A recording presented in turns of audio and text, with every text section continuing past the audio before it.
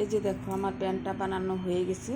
আমি কোমরের মধ্যে দুইটা ফিতা, একটা ফিতা মানে চেন বানায়ে কোমরে যেভাবে গাইতে দিছি, যেরকম এই যে এটার মধ্যে দেওয়া আছে। এটা প্যান্ট হিসাবে পরাইতে পারো, আবার এই যে এই অংশটাও বানাইতে পারো, তাহলে জামা আর প্যান্ট দুটো একসঙ্গে হয়ে যাবে। হাফ হাতা সোয়েটারের কাজ করবে এটা। এটা বানাইতে হলে এই যে এই পাশ থেকে এই যে এখান থেকে এই যে এইখান থেকে আবার ডবল কষিয়া বানাইতে বানাইতে চাইতে হবে।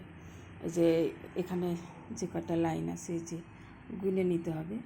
আমার 8 নম্বর সাইজের গোপাল, তোমাদের সাইজ অনুযায়ী তোমাকে বানাইতে হবে। ছোট হলে একটু এক ঘর কমায় নিতে হবে আর কি।